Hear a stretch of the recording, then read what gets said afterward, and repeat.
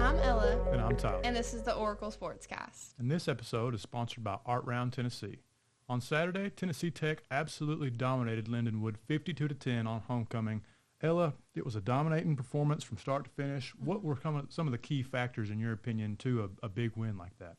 Our offense is on fire. We've been missing that throughout the season. I'm so glad that we're seeing that come in at the end of the season, and so hopefully we can carry that into postseason as well. I agree, yeah. Offensively, Tech was just firing on all cylinders.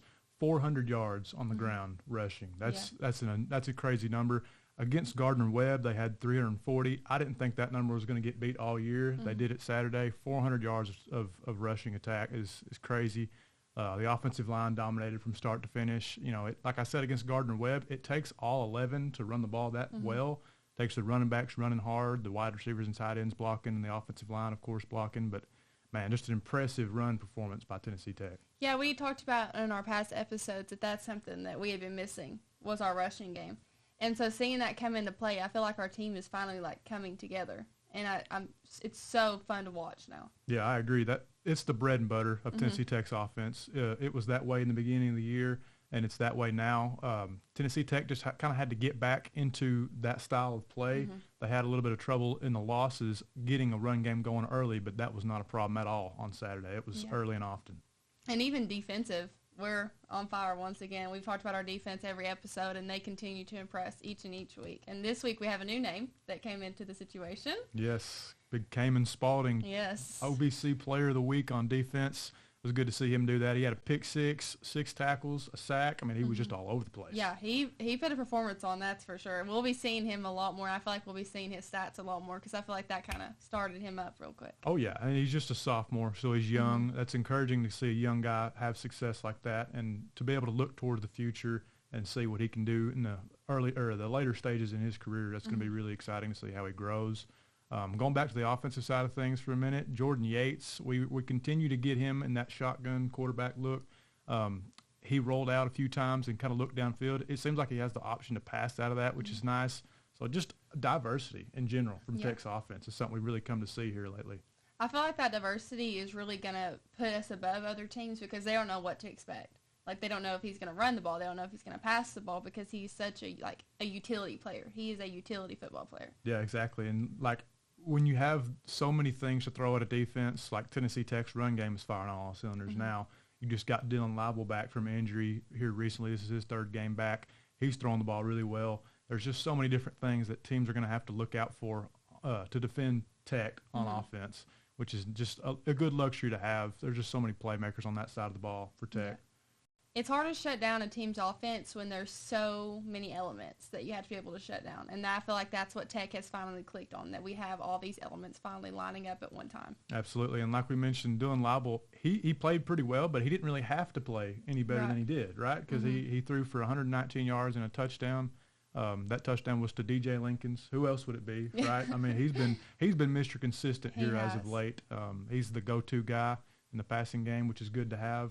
So that was good to see. But yeah, just Tech just from the get-go, like we said, just running the ball all over Lindenwood. I think Jalen Mitchell finished with 128 yards on the ground. He's playing his best football right now, to me, in my opinion.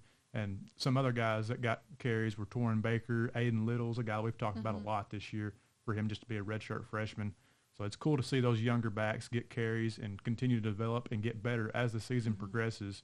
I think a guy like Aiden Littles has a bright future at Tennessee Tech.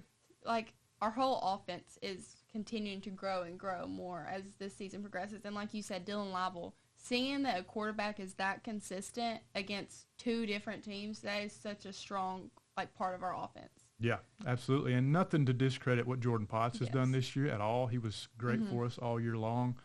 He came in kind of unexpected to play against MTSU and almost won the game for us. So nothing to discredit him, but having your starting quarterback, the guy that you wanted to, play going into the year, that's nice to have back. Yeah, and having Jordan Potts as a backup, I mean, anything could happen at any moment during the game. And for us to have that security blanket, so to say, that we can be able to throw Jordan Potts in, and we know that he's a good enough quarterback to keep us rolling and keep us in the game. Yeah, it's like we've talked about a couple times this year. It's just good to have 2 quarterbacks that can run the offense successfully.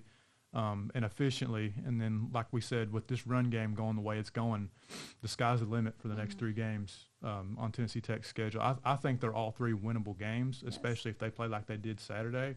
But, man, it kind of felt like Tech found their identity on Saturday. You know, they've kind of been searching for it.